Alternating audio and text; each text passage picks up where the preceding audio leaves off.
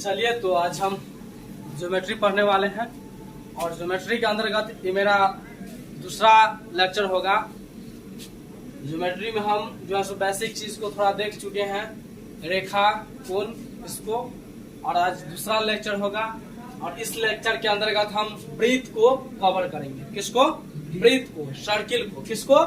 Circle को हम cover करेंगे। और समझिए कि जिसको नहीं भी आता है ना, थोड़ा सी समझिए कि वृत्त से जो अवगत नहीं भी है उसको भी बिल्कुल समझ में आएगा। कि मेरा वादा है आप वीडियो में बने रहें, जरूर आपको समझ में आएगा एकदम कुछ अलग अंदाज में। चलिए तो सबसे पहले वृत्त होता क्या है, तो किसी समतल सतह पर, किस पर? किसी समतल सतह पर किसी बिंदु को केंद्र मान करके उसके परिध इस प्रकार से घुमाने से जो आकृति हमें मिलेगी, इसी आकृति को हम क्या कहेंगे? वृत्त कहेंगे। ठीक है, एक गोलाकार आकृति आपको दिख रही है, ये क्या है? आपके पास वृत्त है। और बीच में जो दिख रहे हैं ना, ये आपका क्या है? सेंटर है, केंद्र। क्या है? केंद्र। इसको हम सी से या वो से डिनोट करते हैं। यस या नो? Yes sir. चलिए, अच्छा, ये जो आपको दिख रहा है, ये गोलाकार घेरा जो दिख रही है, ये गोलाकार घेरा, इस घेरा को क्या कहते हैं? तो इस घेरा को आप कहते हो परिधि। क्या कहते हो? परिधि। परिधि या परिमाप। परिमाप इंग्लिश में बोलेंगे तो पेरीमीटर। यस या नो? Yes sir. अच्छा, ये जो परिमाप है, इस परिमाप पर बात किया जाए क्या गो बिंदु है, तो अनेकों बिंदु होंगे। क्यों? क्योंकि बिंदु को सट्टा कर सट्टा करके एक इस प्रकार से हमने एक घेरा बनाया। और इस घेरा को आप क्या कहोगे? तो परिमाप कहोगे। तो सबसे पहला बात यहाँ पर कि इस एक वृत्त पर कितने बिंदुएं हो सकती है? तो अनंत हो सकती है। कितने बिंदुएं? अनंत हो सकती है। और बीच में जो आपका है वो क्या है? केंद्र है, सेंटर। क्या है? सेंटर है। और इस सेंटर से वृत्त के परिधि पर मिलाने वाली जो रेखा होगा ना, वो आपका क्या होगा? आपका त्रिज्या होगा। क्या होगा? त्रिज्या। ठीक। Yes sir. तो यहाँ पर हमने इस परिधि के एक बिंदु से इस सेंटर को मिलाया, तो अपने पास ए जो मान लीजिए इस बिंदु का कोई नाम होगा, मान लीजिए ए नाम है, तो यहाँ सी से ए क्या हो गया? आपका त्रिज्या हो गया। इसको इंग्लिश में कहा जाता है रेडियस, इसीलिए इसको आर से डिनोट किया जाता है। किससे डिनोट किया जाता है? आर से। अब एक बात बताइए चला आप, कि क्या हम यहाँ से यहाँ इसको मिला देंगे? मान लीजिए बिंदु बी को सी से बी को मिला दिए, क्या सी और बी जो होगा ये त्रिज्या होगा कि नहीं होगा? होगा सर। होगा। फिर हम सी से इस प्रकार सी से हम मान लीजिए डी को मिला दिए, क्या सी डी आपको त्रिज्या होगा कि नहीं होगा? होगा। इसी प्रकार से मिला देंगे, होगा कि नहीं होगा? इसी प्रकार से मिला देंगे, होगा कि नहीं होगा? इसी प्रकार से मिला देंगे तो होगा कि नहीं होगा? तो बिल्कुल होगा। तो एक बात बताइए, एक वृत्त पर कितने त्रिज्याएं हो सकती हैं? अनंत। तो इससे स्पष्ट होता है कि एक वृत्त पर कितने त्रिज्या होंगे? अनंत होंगे। एक वृत्त पर कितने त्रिज्याएं होंगे? अनंत होंगे। और एक और बात बताइए चला आप, यहाँ से इस केंद्र से लेकर के हम इस बिंदु को मिलाए, तो मान लीजिए कुछ न कुछ इसकी दूरी लंबाई होगी कि नहीं होगी? जी सर। बिल्कुल होगी। आर का मान लीजिए यहाँ पर रेडियस जो है आपको 2 सेमी है। कितना है? 2 सेमी। एक बात बताइए, यहाँ से सी से बी की दूरी, इस रेडियस, इस आर की मान कितना होगा? इसका भी कितना होगा? 2। कितना होगा? 2 सेमी। कितना होगा? 2 सेमी। क्यों? क्योंकि देखिए हम इसी को केंद्र मान कर इस प्रकार से चाप घुमाए थे ना, है? हमेशा हर एक जगह से चाप बराबर गया होगा, इसीलिए बीच की दूरी या सेंटर से बीच की दूरी हमेशा क्या होगा? बराबर होगा। इसीलिए कहा जाता है वृत्त की जो त्रिज्याएं होती है, वृत्त की त्रिज्याएं आपस में क्या होते हैं? बराबर। आपस में बराबर होते हैं। वृत्त की त्रिज्या आपस में क्या होते हैं? बराबर होते हैं। वृत्त की त्रिज्या आपस में क्या होते हैं? बराबर होते हैं। और एक वृत्त पर कितने त्रिज्या हो सकते हैं? अनंत। तो अनंत हो सकते हैं। कितने त्रिज्याएं? अनंत। कोई दिक्कत नहीं। अब चलिए एक और बात। अच्छा, एक बात आप बताइए, आप यहाँ से यहाँ तो 2 था, 2 सेमी, फिर यहाँ से यहाँ कितना होगा? 2 सेमी होगा। तो एक बात बताइए, यहाँ मान लीजिए बिंदु P है। क्या है? तो P से E भी आपका 2 सेमी है, C से P और C से A भी कितना है? 2 सेमी। तो एक बात बताइए, P से A जो होगा कितना सेमी होगा? 4 सेमी होगा कि नहीं होगा? अर्थात यहाँ की दुगुना हो जाएगा, मतलब सी ए और सी पी की दुगुना हो जाएगा पी ए। यस या नो? इतना बात समझे? चलिए हम आगे और बात करते हैं। एक अपने पास क्या हो गया, ये सेंटर अदी सर्किल में सेंटर को आप नाम दे सकते हो ओ सी, किसी से भी आप डिनोट कर सकते हैं। ठीक। अच्छा एक बात बताइए, यहाँ पर भी एक बिंदु होगा और यहाँ पर भी एक बिंदु होगा। इस दोनों बिंदु को मिला देंगे तो वृत्त के परिधि पर स्थित किन्हीं दो बिंदुओं को मिलाने वाली रेखा को जीवा कहा जाता है। क्या कहा जाता है चेला? उसको जीवा कहा जाता है। इंग्लिश में बोलेंगे तो कॉर्ड। क्या? कॉर्ड। ठीक है। तो एक बात बताइए चला, यहाँ पी ए था, पी ए को पी बी था, ए बी था, ए बी को हमने मिला दिया तो क्या हो गया? जीवा। फिर ऐसे इस प्रकार से दूसरा बिंदु को मिला दिए, क्या ये जीवा होगा कि नहीं होगा? बिल्कुल। अभी हम जाने हैं कि वृत्त के परिधि पर स्थित किन्हीं दो बिंदुओं को मिलाने वाली रेखा को जीवा आप कह देते हो। तो यहाँ पर भी दोनों बिंदु है, दोनों बिंदु को मिला दिए तो क्या जीवा कहलाएगा कि नहीं कहलाएगा? तो बिल्कुल कहलाएगा। ऐसे भी हम मिला देंगे तो क्या जीवा कहलाएगा कि नहीं कहलाएगा? तो बिल्कुल कहलाएगा। ऐसे हम मिला देंगे तो जीवा कहलाएगा कि नहीं कहलाएगा? बिल्कुल कहलाएगा। ऐसे मिलाएंगे जीवा होगा कि नहीं होगा? ऐसे मिलाएंगे जीवा होगा कि नहीं होगा? तो आप लोग बताइए, एक वृत्त पर कितने जीवा हो सकते हैं? अनंत हो सकता है। अनंत जीवा हो सकते हैं। क्या जी समझ में नहीं आ रहा है? तो बोलते क्यों नहीं है? कितने जीवा होगा? अनंत जीवा होगा।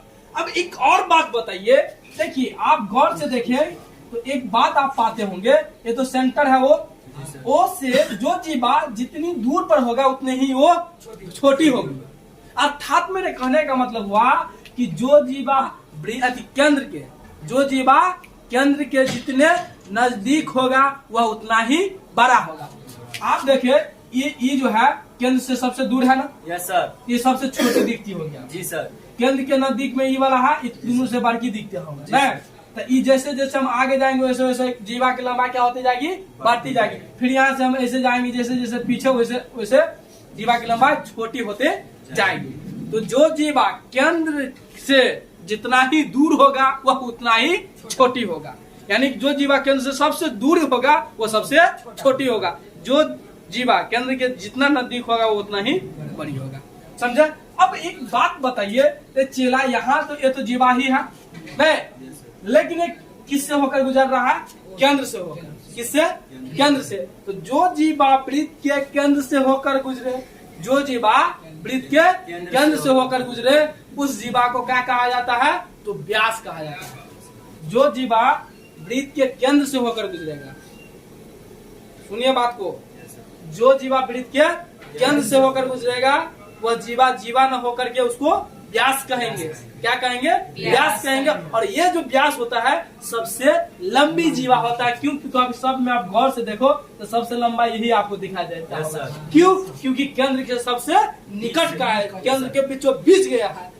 इससे निकट कोई केंद्र से कोई जीवा हो ही नहीं सकता है। इसलिए सबसे बड़ी जीवा को क्या कहा जाता है? वृत्त का व्यास कहा जाता है। ऑब्जेक्टिव में नोट डाउन कर लीजिए, VVI ऑब्जेक्टिव में कई बार प्रश्न बोर्ड परीक्षा में पूछे गए हैं कि वृत्त के सबसे लंबी जीवा को क्या कहा जाता है? तो वृत्त के सबसे लंबी जीवा को क्या कहा जाता है? चला व्यास कहा जाता है। Any problem? नहीं ना कोई प्रॉब्लम? चलिए अब इसके आगे हम बात करें तो एक बात बताइए चला, आप एक बात बताइए। अच्छा, हम व्यास को जीवा कह सकते हैं कि नहीं कह सकते हैं? बिल्कुल कह सकते हैं, क्योंकि जीव व्यास बन गया, लेकिन सबसे बड़ी जीवा नहीं। चलिए, तो जीवा को आप व्यास कह सकते हैं। व्यास उसको कब नाम हो गया? क्योंकि वो केंद्र को चीरते हुए चला गया। नहीं तो जीवा ही तो था। अच्छा, एक बात बताइए, अभी हम बताए थे कि केंद्र से परिधि को छूने वाले रेखा को आप क्या कह दिए थे? रेडियस। तो यहाँ पर भी केंद्र से परिधि को छू रहा है, ये भी रेडियस। जी सर। और यहाँ से यहाँ मतलब बात किया जाए, यहाँ मान लीजिए ए नाम दे दिया इसको, बी बिंदु। तो ए बी जो हो गया ये तो व्यास हो गया। जी सर। और यहाँ ओ से बी और ओ से ए दोनों क्या हो गया? त्रिज्या हो गया। तो यहाँ ई भी मान लीजिए 2 से मिलिए थे, यहाँ भी 2 से मिलिए थे, पूरा हो गया था 4 से। तो मतलब व्यास हो गया त्रिज्या का क्या दुगुना हुआ कि नहीं हुआ? जी सर। यस या नो? इसीलिए आप व्यास बराबर लिखते हैं, व्यास डी से सूचित इसको करते हैं। व्यास बराबर क्या लिखते हैं 2 गुने त्रिज्या, 2 गुने त्रिज्या यानी कि 2r। क्या लिखते हैं 2r। क्यों? क्योंकि व्यास जो होता है त्रिज्या की दुगुनी होता है, अर्थात 2 को त्रिज्या को जोड़ोगे तो एगो व्यास आपको प्राप्त होगा। जी सर। या इसी को उल्टा भाषा में कहोगे तो जो त्रिज्या जो होता है ना चेला, त्रिज्या व्यास की क्या होती है हाफ होती है। इसीलिए r बराबर आप लिखते हो d/2 यानी कि व्यास बटे 2। गौर से समझो बात को। Yes sir. r बराबर क्या लिखते हो d/2। क्यों? क्योंकि r जो होती है रेडियस वो त्रिज्या आदि व्यास के क्या हो जाते हैं आधी हो जाते हैं। कोई दिक्कत? चलिए अच्छा, और आगे बात करें चला, और आगे बात करें।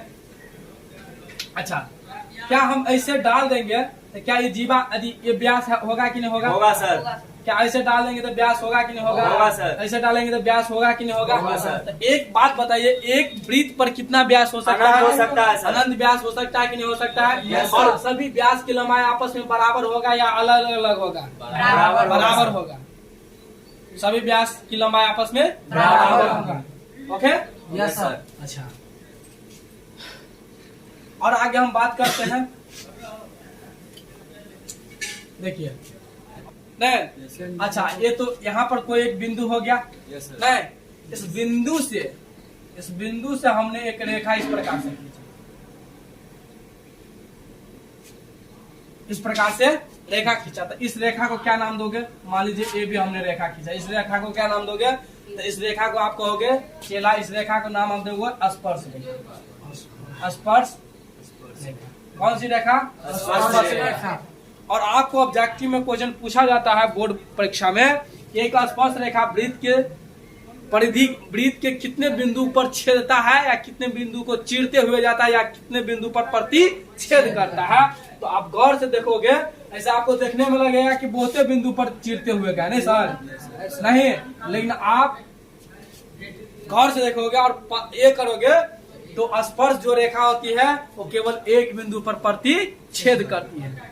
वृत्त की स्पर्श रेखा कितने बिंदु पर प्रतिच्छेद करती है? तो एक बिंदु पर। और स्पर्श रेखा इसको क्यों नाम दे रहे हैं? क्योंकि एक बिंदु पर स्पर्श करते हुए जाती है। तो सर देखने में तो लगता है बहुत नहीं, तो ऐसा क्यों सर? एक बात बताओ चला, गौर से, यहाँ बहुत समझने वाली बात है। एक बात बताओ, यहाँ जो हमने वृत्त का निर्माण किया है, यहाँ पर हम तो बिंदुओं को सटा करके हमने अधिक परिधि बनाई है, कैसे ना? एक बात बताइए, यदि हम इस प्रकार से इसको पूरे जितने भी हमने लिया होगा, क्या मतलब बिंदु, सभी बिंदु को कुछ ना कुछ हम क्या किए होंगे? टेढ़ा किए होंगे। क्या किए होंगे? टेढ़ा। यदि टेढ़ा नहीं करो, यदि टेढ़ा नहीं करते, सीधे चलते तो एक प्रकार इस प्रकार से एक रेखा बन जाता, ऐसे ना?